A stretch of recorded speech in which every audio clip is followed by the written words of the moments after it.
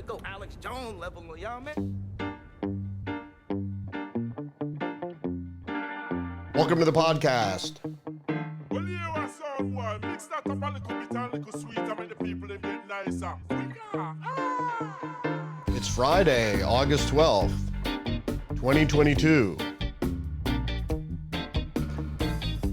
Today's headlines. The left is literally giddy over the raid on Mar-a-lago. Also, Merrick Garland gives a nervous press conference and gives no information. FBI informants still front and center in the Gretchen Whitmer kidnapping plot. And as the left tries to debunk 87,000 new IRS agents, they are reminded of the agency's admission of targeting conservatives. We're talking about those stories and more coming up right now. All right, so this is from Mediaite. Stephen Colbert positively giddy over the FBI raid of Trump's Mar-a-lago. He, the headline goes on to say. And the lead here by the article written by Jackson Richmond. Comedian Stephen Colbert was positively giddy over Monday's FBI raid of former President Donald Trump's Mar-a-Lago estate. During Tuesday's Late Night with Stephen Colbert, Colbert said that while the weather outdoors may be hot, inside the studio it's Christmas due to the raid. It may be hot outside, but in here it's Christmas because yesterday we all got the present we wanted. Colbert went on to say, FBI agents raided Mar-a-Lago. Colbert said enthusiastically. So moving on about the raid on Mar-a-Lago, this is from the Washington Post. The FBI searched Trump's home to look for nuclear documents and other items. Classified documents relating to nuclear weapons were among the items FBI agents sought in a search of former President Donald Trump's Florida residence on Monday, according to people familiar with the matter, with the investigation. So this is a leak to the Washington Post, and they don't have to name their sources, so you can't really go on and double check. They go on to write, experts in classified information said unusual search underscores deep concern among government officials about the types of information they thought could be located at Trump's Mar-a-Lago club and potentially in danger of falling into the wrong hands. This is all gaslighting because they're afraid that the political capital was spent on this raid. And this is from the Post-Millennial.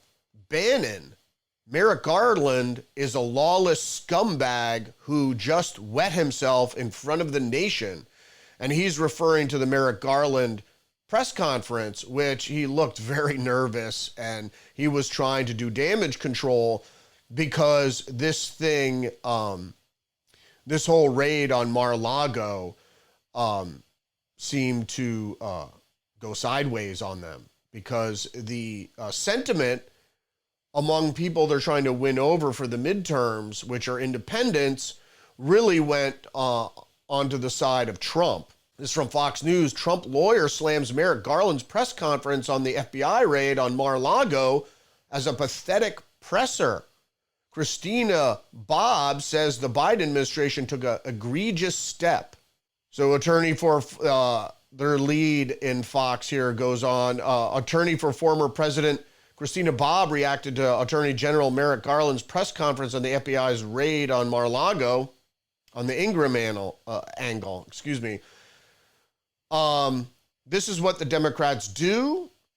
They don't have a good reason for what they're doing what they did. The pathetic presser that Merrick Garland held for 3 minutes was insufficient.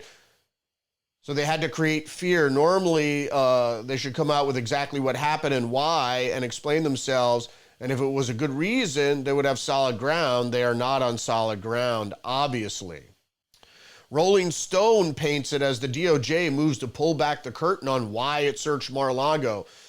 Like I said, they're throwing any kind of excuse they can in. First, it was for archived documents, And now it's for top secret nuclear documents that could fall into the wrong hands. This is a blatant propaganda effort to try to cover their tracks for the raid. As it seems, is what they were looking for, which is evidence to prosecute Trump or indict him on something, another fishing expeditions. Apparently they found nothing. So now they have to cover their tracks and say, well, we're looking for something scary. It's probably yellow cake. So this is an article from Rolling Stone by William Valencourt. Attorney Merrick Garland announced during a press conference on Thursday that the Justice Department is filing a motion to unseal the search warrant and property receipt for the FBI's raid of former President Trump's estate. Yeah, they're going to unseal the warrant because the warrant, a copy of the warrant should be in the hands of the person at the property.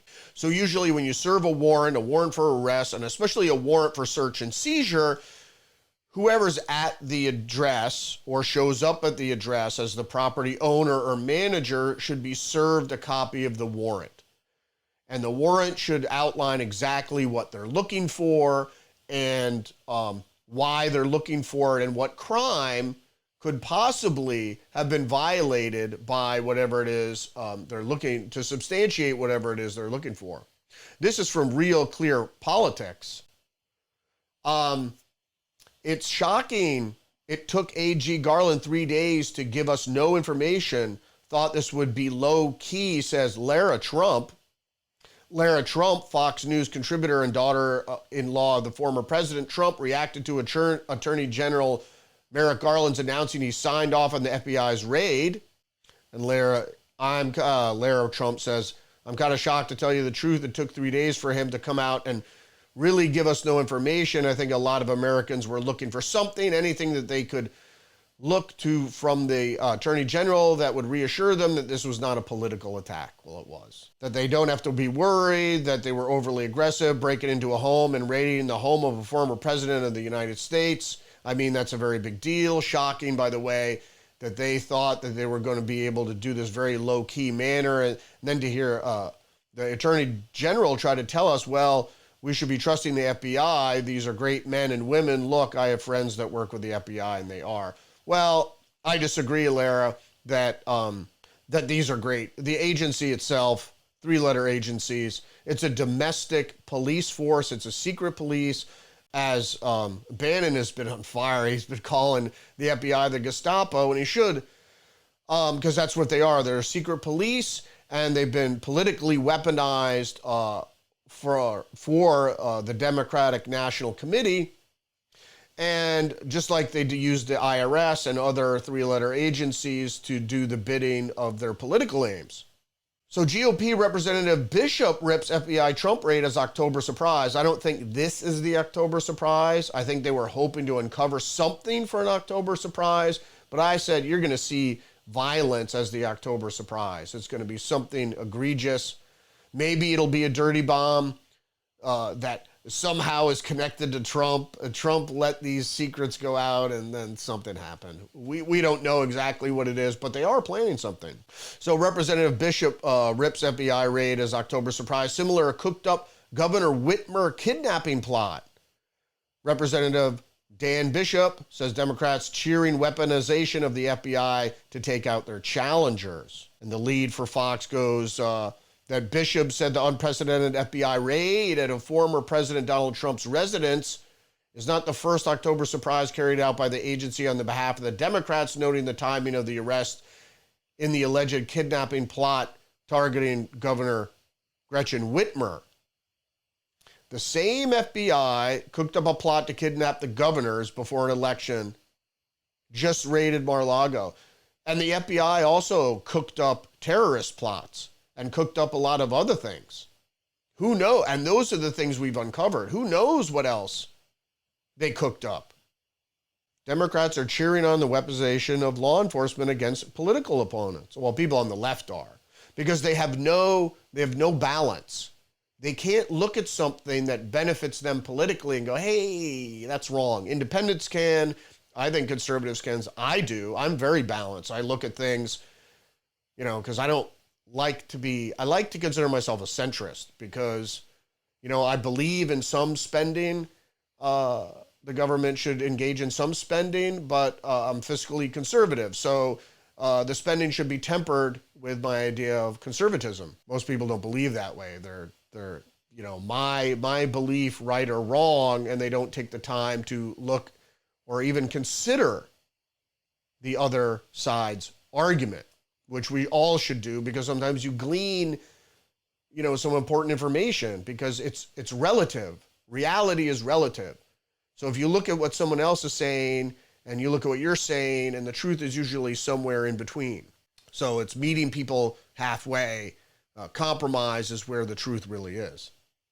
So the Federalist says that going into the Whitmer kidnapping case, the Federalist says the Whitmer kidnapping case reveals the FBI's new counterterrorism target is you. Now, this is back from July 23rd. This week included interesting revelations about the FBI's case against a handful of people charged with plotting to kidnap the governor of Michigan. Of 14 people indicted, 5 or more were working as informants for the FBI. As Revolver noted, the 5 people who seemed to be FBI informants were also the people who seemed to have all the kidnapping ideas and access to all the equipment needed for a paramilitary assault. I mean, this goes without saying. I mean, everybody knows that this is entrapment, and they do this. Oh, they do it online also. So if you're online and you get messages from people saying, hey, we should engage in some sort of violence, you know, you should be very wary that these are probably agents of the state. So the Daily Caller wrote, FBI director admits agents who ran botched Whitmer kidnapping case got a promotion. So the guy that ran the Detroit field office, that ran the ran the Governor Whitmer kidnapping, not the case, but the kidnapping, got a promotion, and now he's head of the Washington, D.C. FBI office. So you have to understand, and this always happens with corruption, is if you're involved in something bad, down the line you get a promotion. And when they should really be in jail. Very, very strange. So this is 9 and 10 News. I can't verify this site. It looks like a TV news site, but defense attacks FBI involvement in Whitmer kidnapping plot retrial. So some of these people are being retried because the case fell apart because people found out about the FBI informants. So basically the FBI they held something over their quote unquote informants, they're really assets. And then they tell these people that they are controlling to try to get the others in their group to carry out an attack. And that's exactly what happened. And the lead goes off to say the defense dug in Thursday. FBI agents took the stand in the retrial of the attempted kidnapping plot of Governor Whitmer. 2 special agents, Todd Reineck, and Christopher Long. You can never trust agents' names. I mean, you just can't. Both of whom had been questioned in the first iteration of the trial, filled the day with questioning. This time they were probed even deeper than the first time as they looked into the protocols used for undercover agents and their sources. They run these things because they can't justify really the existence of the FBI without terrorism, either domestic terrorism, and which we knew from the Patriot Acts is that the international terrorism that the Patriot Act was focusing on would soon turn to domestic terrorism, where they're going to target nationalists. It's just bizarre because realistically, if you're worried about domestic extremists, it's the nationalists that are going to go after the subversives. But that's not what we have here. What we have is the subversives in charge of the government and the radicals in charge of the government targeting the nationalists. So moving on to the Detroit Free Press, jury learns of rogue FBI informants in Whitmer kidnap case, but not the full story. And this is a story by Tressa Baldass. So specifically, the defense didn't let the jury know that one of the rogue actors was kicked off the case because he was secretly helping the kidnap plotters, according to government filings. You see, on day 2 of the retrial of 2 men accused of plotting to kidnap Gretchen Whitmer, defense lawyers made sure that the jury knew that rogue FBI players were involved. Only jurors didn't get the full story, and then she goes on to write about how these other people were unbeknownst to the FBI, were helping the kidnappers. But that was the point of the FBI informants, is to help the kidnappers along to the point of committing a crime. And then the FBI swoops in and says, we got them, we got the kidnappers, we have the domestic terrorists. Intelligence agencies do this all the time. They go online, they find simple-minded people that are looking to help a cause or whatever, and then they nudge them along a little bit into doing something illegal, and then they go in, and it happened with Randy Weaver and a bunch of other people. They set you up. I mean, it happened with General Flynn. They set you up and then take you down. It's like bowling pins. So it's certainly not surprising. So, and moving on to the next story. So Time magazine writes, Trump allies are attacking Biden for a plan to hire 87,000 new IRS agents. But the plan doesn't exist. And no, the plan doesn't exist. But what we do know is the Inflation Exacerbation Act, a landmark, Time puts it, a landmark climate, healthcare, and tax package that passed the Senate on Sunday and is expected to head to Biden's desk after the House approves it on Friday, includes roughly $78 billion for the IRS to be phased in over 10 years. And it's for enforcement. It's allocated for enforcement. So the people on the right said, well, what do you get for $78 billion? And what they came up with, well, what kind of enforcement do you get for $78 billion? Well, you get 87,000 new agents because it's for enforcement. So no matter what they're trying to do here, it's for enforcement. And why is this a concern for conservatives? Well, as NPR reported in 2017, the IRS apologizes for aggressive scrutiny of conservative groups. And so we know about the politicization of state organs by the DNC. So whether it's Obama having IRS look closely at apparently Tea Party related groups or conservative groups, and this is from 2013, the IRS apologizes, is from NBC News, the IRS apologizes for targeting conservative groups. The Associated Press reports that the Internal Revenue Service said it gave extra scrutiny to organizations with the name Tea Party or Patriot seeking tax-exempt status. The Internal Revenue Service is apologizing for inappropriately flagging conservative political groups for additional reviews during the 2012 election to see if they were violating tax-exempt laws. The Internal Revenue Service is apologizing for inappropriately, and this has to do with Lois Lerner, who heads the IRS unit that oversees tax-exempt groups, said organizations that include the words Tea Party or Patriot in their applications for tax-exempt status were singled out for additional reviews. Lerner said the practice initiated by low-level workers in Cincinnati was wrong, and she apologized for speaking while speaking at a conference in Washington.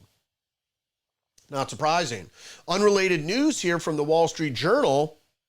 This original headline was a food scarcity could be risky for businesses. They changed the headline to rising food prices could become a business risk. Food shortages stemming from Ukraine war could create trouble, including for businesses far from the battleground. Forget about people. Food scarcity is going to harm businesses, not, starving people. And their lead says, rising global food prices and shortages of grain and fertilizer stemming from the war in Ukraine could create further economic turmoil, risk analysts say. In some countries, this could trigger unrest and test the resiliency of Western companies with overseas operations in the coming months. And they said in their other headline that food scarcity could create unrest and trouble and risks for businesses. And the fact is, it isn't just the war in Ukraine, Wall Street Journal, and you know this because farmers in the Netherlands and in other places are protesting because they are asked by world bodies to limit their chemical fertilizer use in a way to, in an attempt to restrict nitrogen. And chemical fertilizers are responsible for an increased yield from agriculture of up to 60%. So if you're going to get rid of those fertilizers, and so food output, agricultural output is going to drop, not just from the war in Ukraine, which makes things more expensive, and that the Ukraine is the breadbasket for Europe, but also the potash coming out of Russia is also going to be jeopardized. But it's an all-out war on agricultural output, and what it's going to do is raise food prices worldwide. And what they do is they're re-engineering the world economy to make everyday goods, particularly energy, more expensive particularly for poor people or people that can't afford it. So you're going to make food more expensive and energy more expensive. It's just a war on the lower and middle classes of the world.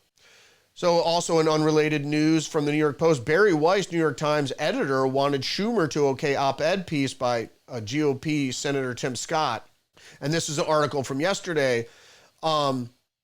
A former New York Times opinion page editor alleges that her bosses refused to run an op-ed submitted by Senator Tim Scott, a Republican from South Carolina, without first getting approval from Senate Majority Leader Chuck Schumer. Barry Weiss, who I'm becoming very fond of, who resigned from the New York Times 2 years ago, citing bullying as well as a liberal environment for those with right-leaning views, made the allegation during an interview with Scott on her popular podcast, Honestly with Barry Weiss, from the other day. And I like Barry Weiss. She was left-leaning. She was a liberal, but she got more centrist when she sees what's going on. I mean, she's not a moron.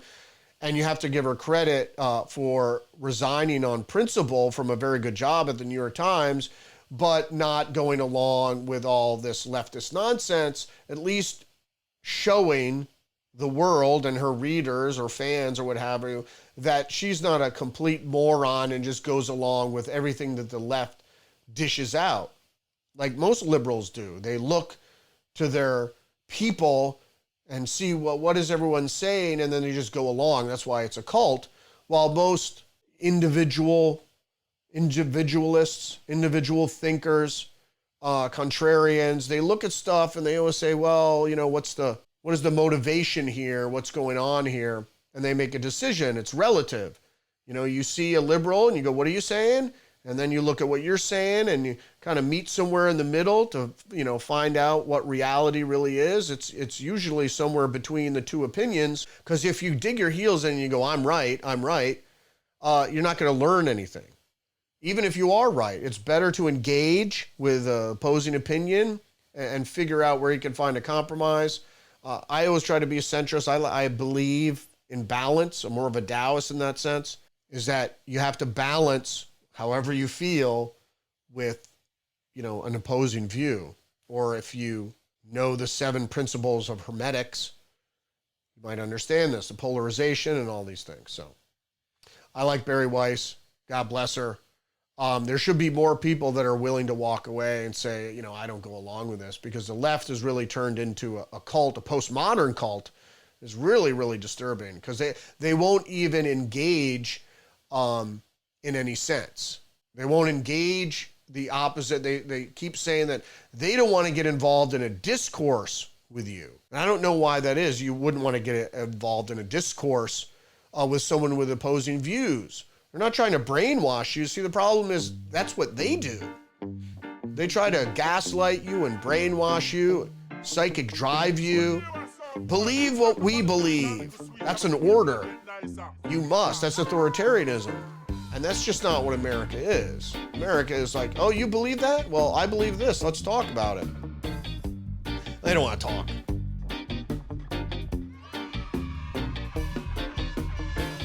That's Rudy's Revelation.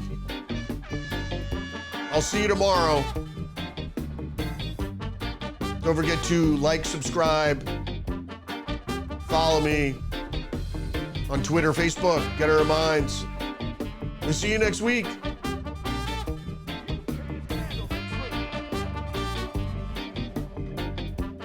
You